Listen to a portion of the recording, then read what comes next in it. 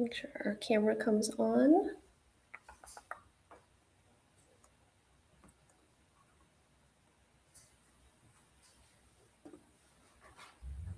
There we are.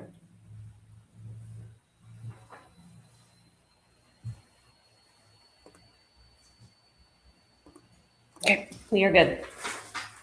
We're ready to start. Okay, good afternoon, and welcome to our Board of Finance annual meeting and also our monthly school board meeting. At this time, we will stand and do the pledge and prayer, and I'll have Jody lead the pledge and Alex lead the prayer.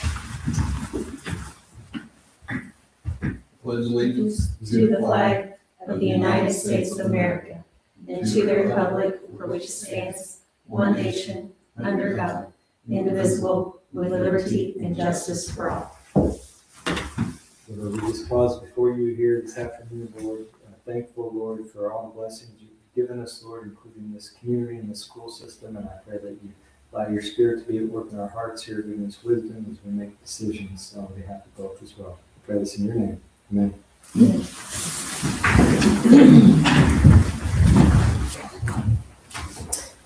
Okay, so first we'll do the annual Barr-Reeve Board of Finance meeting, and I will call that to order at this time. And the first item on the agenda after call to order is election of calendar year 2026 officers.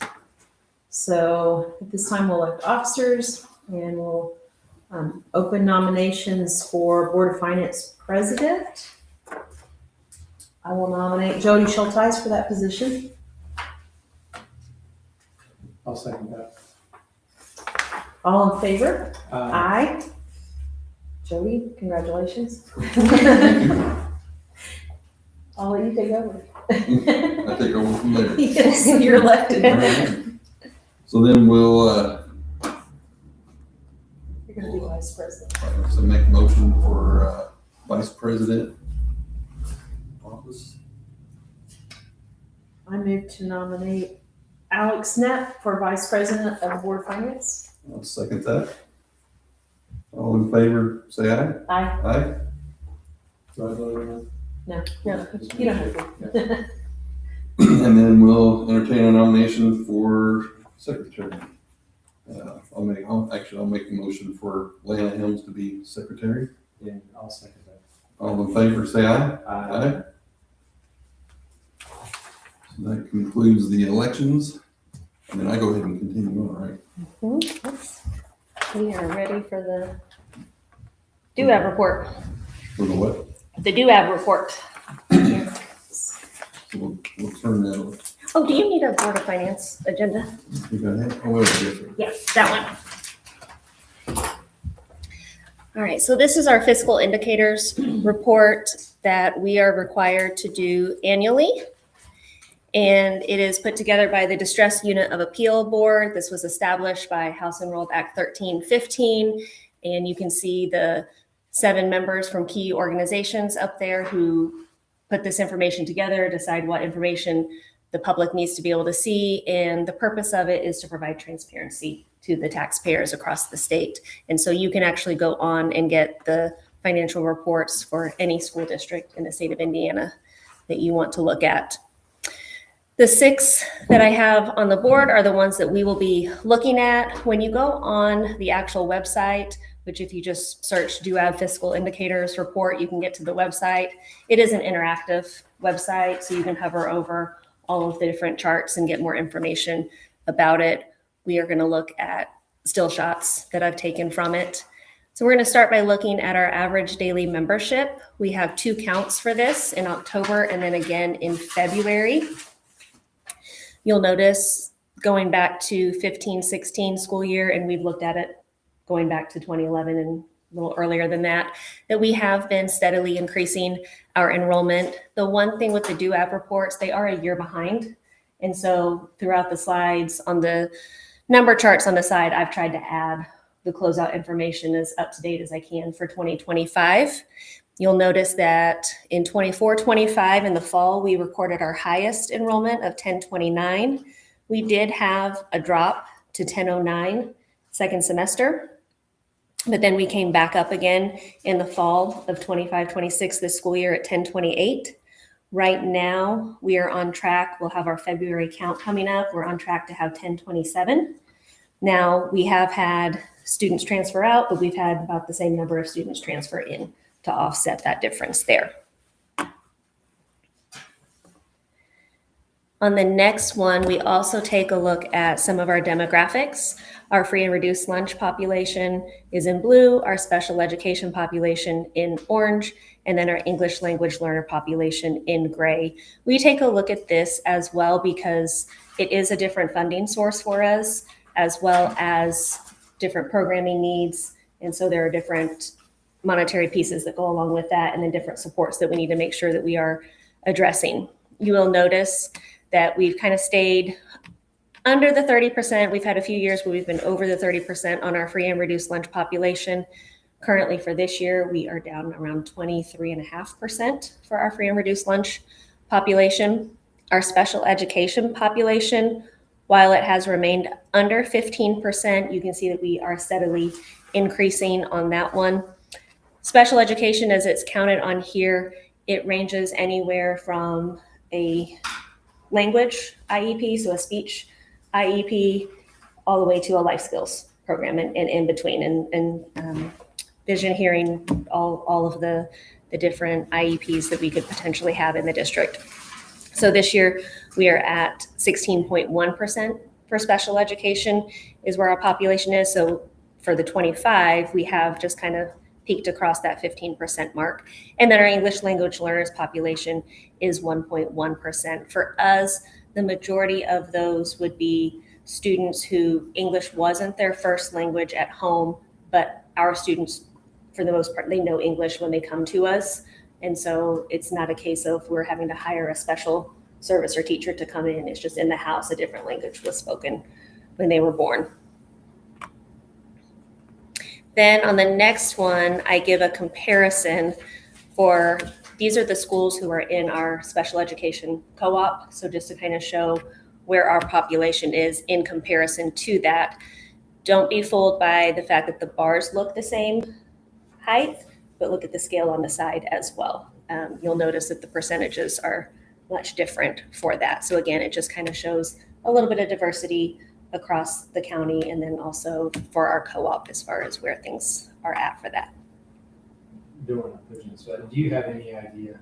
Like I noticed, it seems like the special education percentage is rising for at least the fully local schools. Is that a statewide thing? Or is that? To my knowledge, I can't say I've actually sat and read specific numbers that I can tell you it's increased by this percentage, but from meetings and talking to people and things that I'm hearing, yes, it is increasing. There could be multiple factors that go into that. You know, it's one of the things that as testing increases, as people become more aware of it and people are more comfortable with getting their students tested, there's just multiple reasons of why that could be. Okay, so then moving into our fund balances. The first one that we're going to look at is our education fund. And again, on the chart, you're going to see 24. I did go ahead and include where we closed out on 2025. You'll see that past 20 and 21, coming off of COVID and where we were able to receive some additional dollars, we were able to build our fund back up in our education fund. And then also some student enrollment has helped with that. Target ranges, and you're going to hear me say this multiple times throughout here, one of the things that we're working with policy analytics on is to really hone in on what do we want our fund balance targets to be, especially as we move forward, knowing that we're going to have changes, especially in our operations. We want to make sure we have everything in line. So that's something that we're going to be working on in the next month or two, getting those specific numbers, but a range based on who you talk to. For us, would be that we, based on our expenditures, we would be looking at $750,000 to $1.15 million would be a comfortable fund balance for us.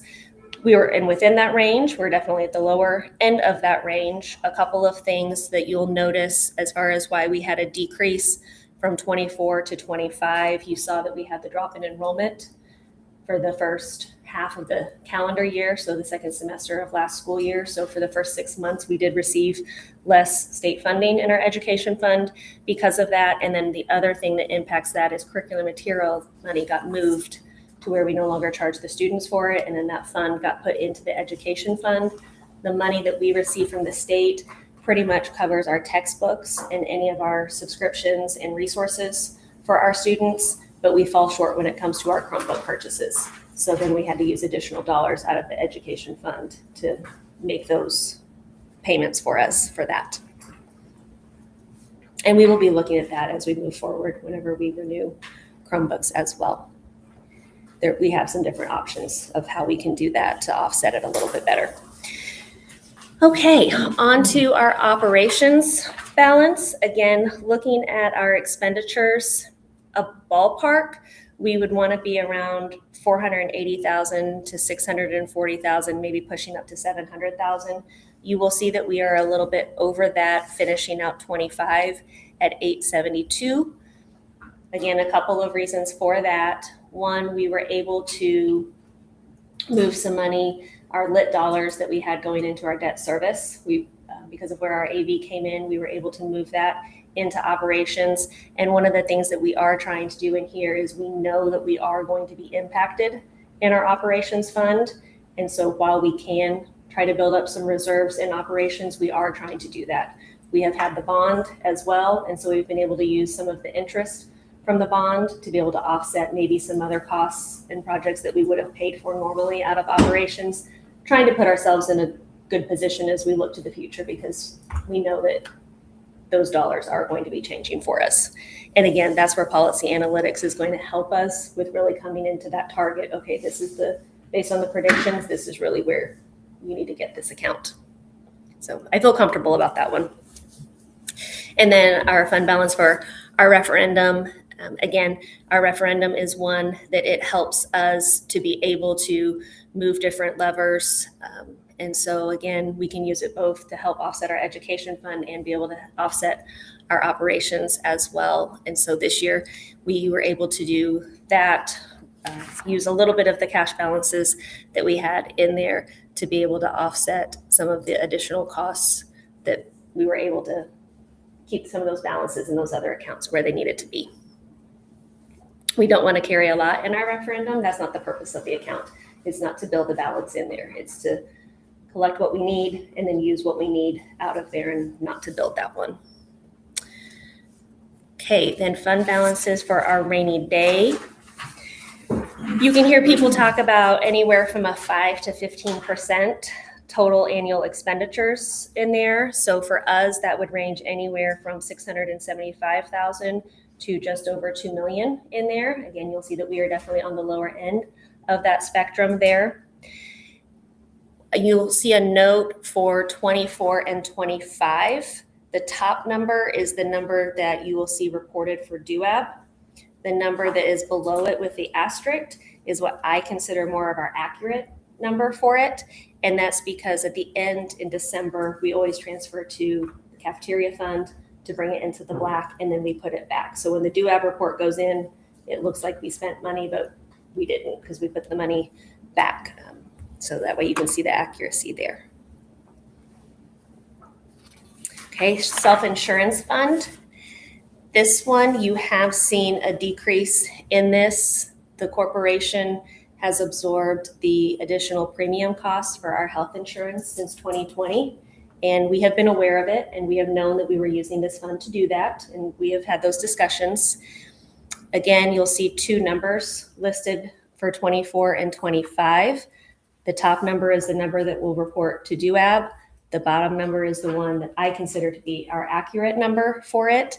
So in 24, we closed out with 761,000, but we still had claims coming through in the early part of 25 that happened in 24. And so we had to pay an additional $175,000 in calendar year 25 that was actually for claims that happened in 24. In 25, you'll see that the number, our second number, actually goes up a little bit because the money that we have paid in to our insurance, I believe that our claims are going to come in lower than that by about 25,000. And so I'm looking to get about 25,000 back this year instead of having to pay into that.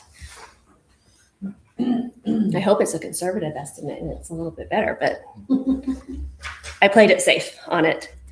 All right, and then our balances and our debt funds, we levy what we need, and then we levy a little bit additional just in case all of the taxes don't get paid and we don't receive that. We still have to be able to pay our debt. So the state does allow us to levy a little bit more than that so that we can ensure that we can make our payments.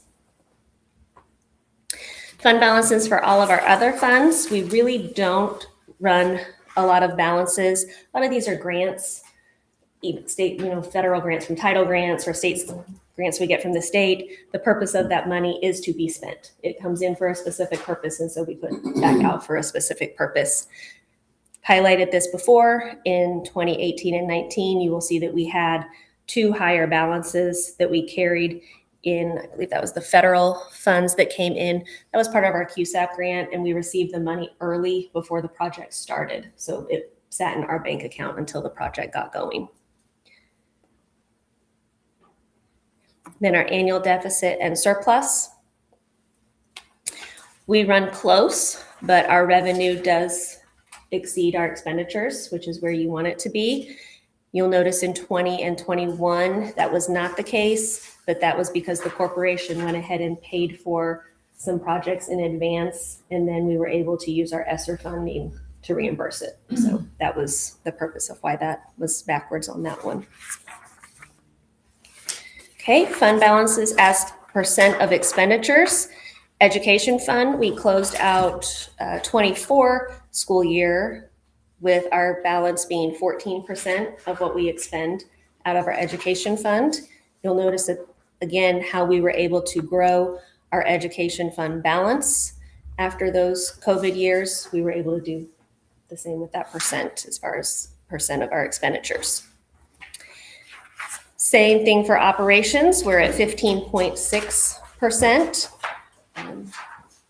Holding somewhat steady. Again, 21, we're coming off of COVID where we had ESSER dollars, and so we were able to not have to use our operations dollars for some of those expenditures. The next one is the revenue by type. Actually, before we do that, I will share with you. So for 25, when we closed out calendar year 25, if you put our education, our operations, and our referendum fund together, we are at 22.7% fund balance compared to our expenditures. So it's a good mark to be at when you go by kind of the general standard. Again, we're going to get that honed in better for our corporation. Revenue by type, you can see that our biggest revenue source is the state. That's the one that's in blue for us. And then we've got some of our others, our local tax revenue that we bring in. Our other local revenue is a large one for us. That includes the transfer that we make from education to operations, plus it includes any of the miscellaneous tax dollars that we get, CVET money, LIT money, those types of taxes, not ones that we actually control the lever on. Those ones go under our local tax revenue. So whenever we do our levy, that's where that one goes. Operating referendum fund revenue. You can see that where our referendum fund comes in compared to the percent of our total revenue for our corporation. We've held that pretty steady. 25 will hold pretty steady with it as well once we have that on the graph. The next one we have is the interest earnings. Last year, we talked about how whenever Tamara worked with German American to get us a money market set up and move some of our money in there, we were really able to maximize some of our interest that we were able to receive. And while we weren't quite as much as 25, we definitely exceeded the other years and had a successful year with the interest that we earned. And the next one just compares the interest that we earned to the balance that was in the funds. And I have them broken out between our money market account and our checking account that we hold. And that is all I have for our DUAP report. That's it. That's it. That's it. That's great. And I feel like we talk about a lot of this at the budget hearing as well, whenever we go through that. So overall, for the health of the corporation, I feel very comfortable and confident of where we're at. And again, it's fine balance. You want to use the money wisely. You don't want to ask for too much, but you want to use what you have. And so just kind of walking that line there. All right, the next part that I have for you, I showed you the report of investments in the slideshow, but you also had it in your packet. The sheet that Tamara prepared for you is the exact same numbers as what I had on the bar graph for you. And then I also gave you a copy of our policy on investments. And our policy on investments is that you give permission to Tamara and myself to invest our money in our accounts that we have there. And so entertain any questions that you have or any comments that you want. And that's all I have for our finance meeting. And a lot of work goes into that, those reports, by both of you. So, thank you for that report. Any questions, Lynn or Alex? I was just watching Alex because I could see the wheels turning down there, so. You look good. Wait till I start giving him our first round of policy analytics reports. He's going to be very, very happy. Yeah, so we'll have those soon. All right. So So, we can close this meeting. We can adjourn this meeting, and then we no can. patrons will ask no questions from them, I guess, so I can close. You adjourn, and then Lana will open our next one. Okay, we need a motion to, so I'll entertain a motion, I'll make a motion to adjourn from the financial report. I'll second that. All in favor, say aye. Aye. Aye. So next, we will begin our regular school board of trustees session. And we'll call the meeting to order. We've already done the pledge and the prayers, so we'll go directly into reorganization for the school board of trustees and election of officers.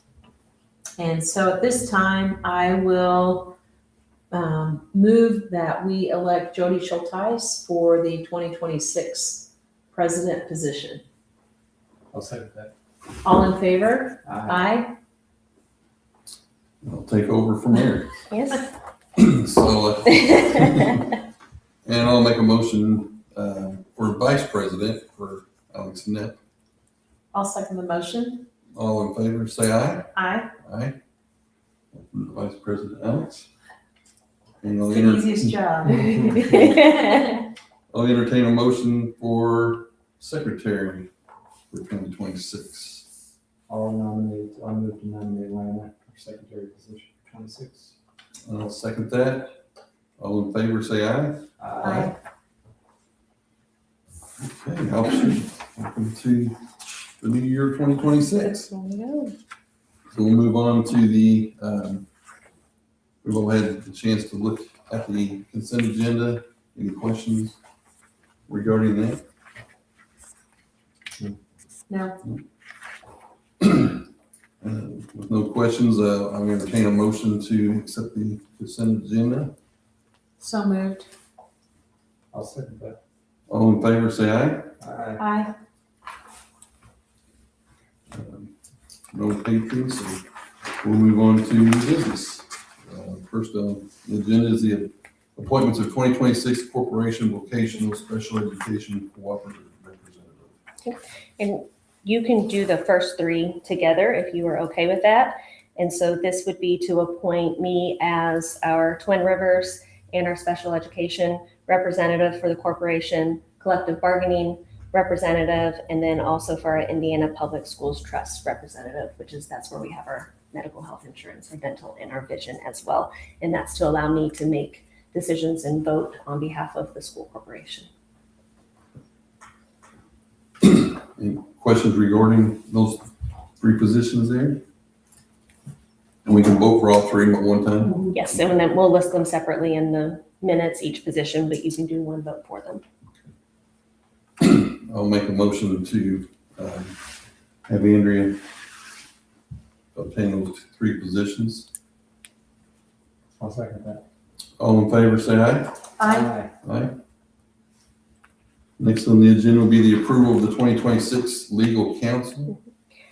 So Mr. Jeffrey Norris has been our local counsel. We have different counsel that we work with, but it's always nice to have a local counsel to help us. And so my recommendation is that we continue with Mr. Norris as our legal counsel. How many years has he done that now? Several. As I was saying, several years. I thought if they asked me, I can't say exactly how many, but I mean, it's for as long as I can remember. Since I've been here. So, Okay. Been several years. He has served as well. nice guy. And a Barr-Reeve grad. Mhm. Okay, I'll make a motion to keep Jeff Norris as our legal counsel for 2026. I'll second the motion. All in favor, say aye. Aye. And then next on the agenda will be the approval of the 2025 ECA financial reports. And these were given to you in your board packet. You had two. You had one from the middle school, high school, and then one also from the elementary. And those were prepared by our elementary treasurer and our middle school, high school treasurer. Questions regarding those reports? I'll entertain a motion to accept the 2025 ECA financial reports. So moved. I'll second that. All in favor, say aye. Aye. Next on the agenda will be the appointment of 2026 treasurers. And you can approve all of these at the same time as well, other than one. So we're going to do the corporation treasurer as Tamara Swarzentrooper, middle school, high school treasurer Katrina Murphy, middle school, high school deputy treasurer Lydia Nepp, elementary treasurer Michelle Davis, and then the corporation cafeteria treasurer Michelle Craig. And later in the meeting, we will make a recommendation for the corporation deputy treasurer. No, treasurers. They are very important. Any questions regarding those ladies as our 2026 treasurers? I'll make a motion to accept Tamara, Katrina, Lydia, Michelle, and Michelle Craig for the 2026 treasurers. I'll second. All in favor, say aye. Aye. Aye. Okay, and then we have conflict of interest statements. And so those are, Lana has one, and then I have two, and it's because we have family members who work in positions in the corporation. They live in our house, and then we are in positions where at times we have to make decisions based upon salary compensation or master teacher contract, and that does impact those positions as well. So Lana and I will sign those and have those filed, but we still need the board to approve them. Any questions regarding the conflict of interest statements for 2026? I entertain a motion to accept the 2026 conflict interest statements. So moved. I'll second that. All in favor, say aye. Aye. Two, I guess, one abstain, I same. guess. Mhm. Next will be the Board of Resolution on Policy Development System. In December, we talked about and you approved us to go to Church, Hiddle, and Antrim for our board policy. And in their system, they use a lettering system instead of a numbering system. And so we need for the board to approve the moving from a numbering system to a lettering system. And then towards the end of this month, they'll have our first round of policies ready for me to look through the draft and then get those ready for you guys to look at in February for the first reading. So before we get to that, we wanted to go ahead and get this piece done, that we move to a number system instead of a letter system instead of a number system. Any questions regarding the lettering or number system? I entertain a motion to accept the going from the number system to the lettering system. So moved. Second that. All in favor, say aye. Aye.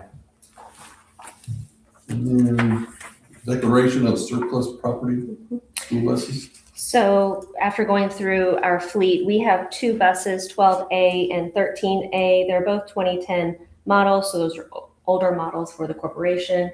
They're no longer in service. One of them was used one time in the past year. The other has not been used. We have still additional buses to use in case something would happen to one of our current buses that we run. And right now they're really taking up space that we need to have. And so under Indiana code, we're allowed to dispose of property no longer needed by the district. As long as the item is under $5,000, we don't have to advertise it. The buses each are valued under $5,000. So at this time, I would request that the board formally approve designating these 2 buses as surplus.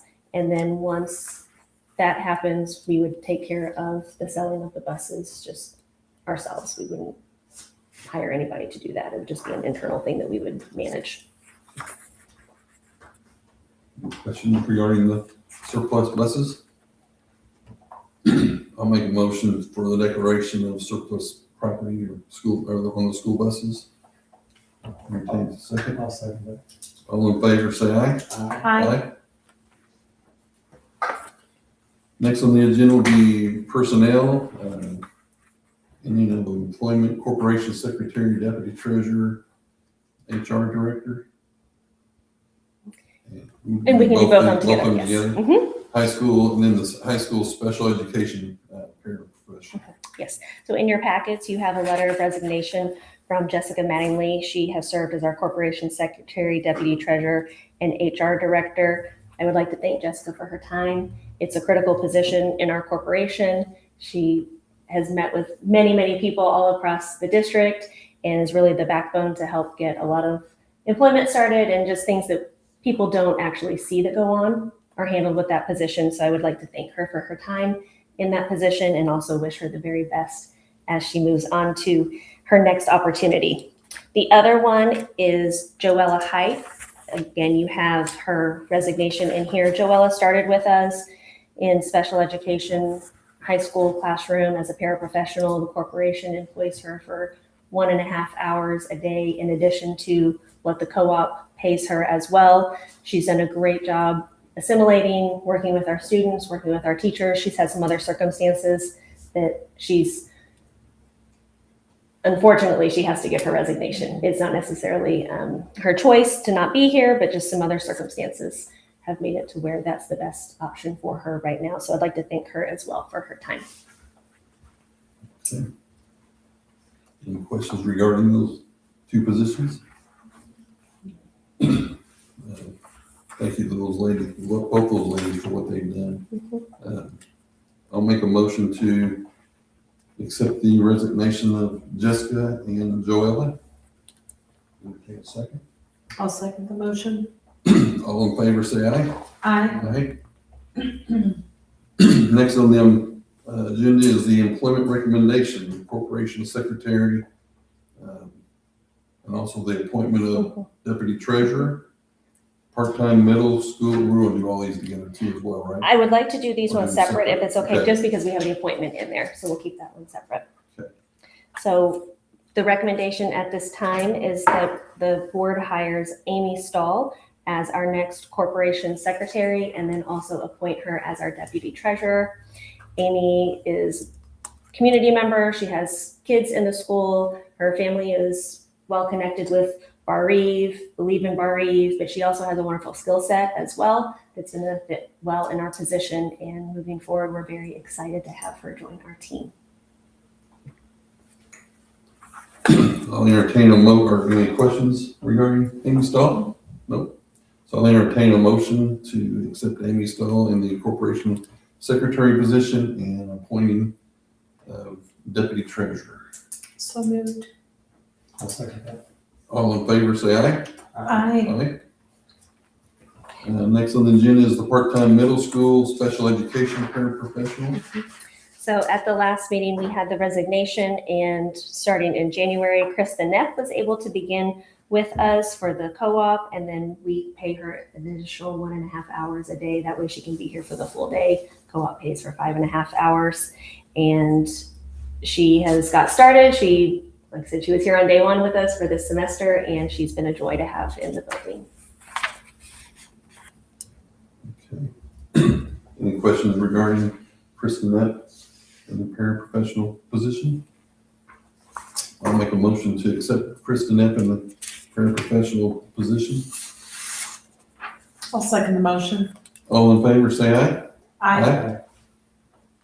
And next on the agenda is the permission for Mrs. Huff to hire a part-time high school special education para before the February board meeting.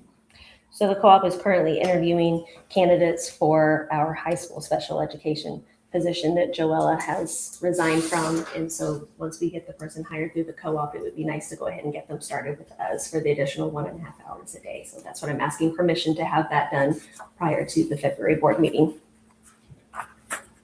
Any questions regarding that?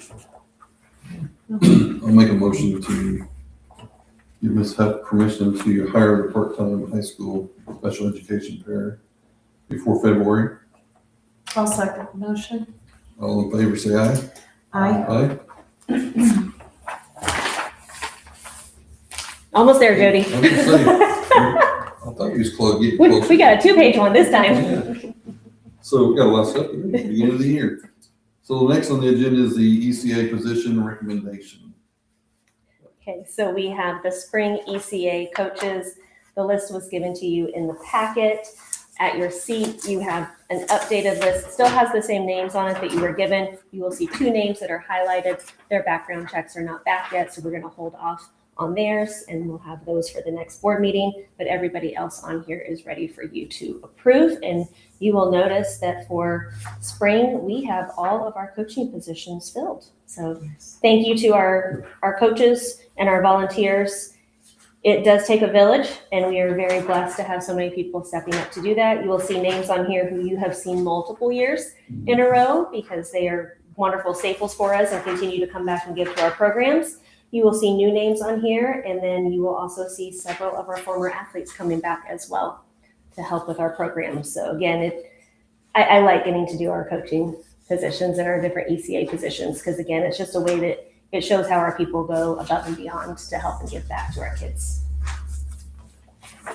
It's nice to see the coaches continuing each year, and then also, like you said, the newer ones, and especially the one that come back. So thank you for that.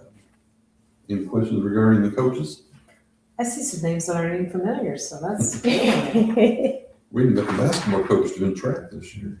Our We unified even track. have the high school principal involved here. Yes, he's coaching tennis. It's great. All right, I'll make a motion to accept the ECA coaches for this year. I'll second that. All in favor, say aye. Aye. Next on the agenda is the middle school quiz bowl coach. This is a new position for us. We have had the high school quiz bowl and it's been very successful. And so this year we're extending it down to the middle school. And the recommendation is for Jordan Gwynn to be our middle school quiz bowl coach. Questions regarding Jordan? For the quiz bowl coach? No questions. I'll entertain a motion to accept Jordan as the quiz bowl coach for middle school. So moved.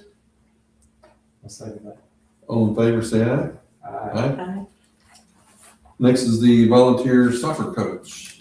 So Lane Walton, again, a former soccer player for us. He was a 2025 graduate. And even though our fall season is over, our sports continue to work in the off season. And so he'll be a part of the program next year, but we wanted to go ahead and get him approved now so he can be in and working with the team as they work in the off season. Okay. Any questions regarding Lane? I'll make a motion for him to become the volunteer soccer coach. Entertain a second. I'll second. All in favor, say aye. Aye. Next on the agenda will be the cafeteria treasurer pay order adjustments of days. And I provided this to you in your board packet, but the recommendation would be to move our our cafeteria treasurer position that is held by Michelle Craig from 195 to 190 days. This was something that Michelle had brought up to us as far as looking at the workload and just kind of her desire for her work schedule as well. It made sense from the food service department. So I didn't want you to think that we were reducing her days without her consent on it. This was something that was a mutual decision. And again, it was a good idea for her schedule and where she would like for that to be as well. She does a wonderful job for us. Any questions there? regarding the pay adjustment of days for Michelle Craig. If not, I'll entertain a motion to accept that. So moved. I'll second that. All in favor, say aye. Aye. Next on the agenda will be the superintendent report. All right, if I'll draw your attention to the board, this is School Board Appreciation Month. And so at this time, I would like to extend my gratitude and my deepest appreciation and thank you to all three of you. You put in time and the thought process. Again, it's one of the jobs that it goes unseen, the amount of work that you guys do. So I'm very thankful for that. Not only do you help us govern our policies, as we've discussed and this afternoon, and also our finances, but you also believe in our kids and you believe in our programs, and you help us as we extend programs and we look outside the box to bring in different programs, especially work-based learning opportunities for our students to have. You guys are right there with us, supporting our kids and encouraging the different opportunities for them. So a token of appreciation for you for that is actually from Acai Avenue, our very own Lainey Graber, one of our seniors who is part of our CEO program. She was able to start her own business.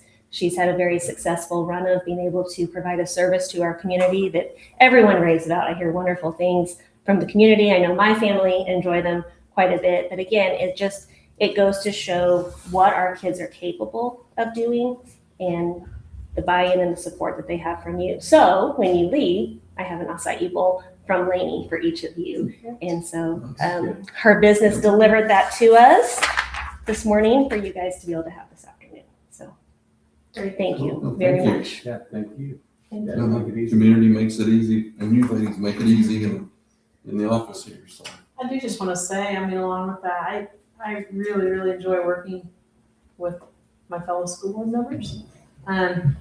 I was just reading, because I was searching and looking for the date for applying for reelection, and I came across an article that, I don't know, there's some kind of research or something that ISBA posted that, like, when a school board works well together, it's proven to be beneficial for the kids, the outcomes of the kids. So I thought that was kind of cool, really. I never really thought of the link between the school board and the outcome for the kids being connected. And it may be coincidental, I don't know, but it kind of made me feel better anyways. I believe in it, 100% I do. So just want to thank these guys for, being, I mean, we don't have the same opinion, and I'm glad for that.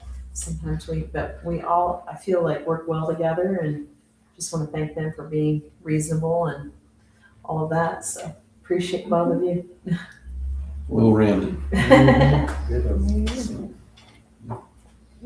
All right. That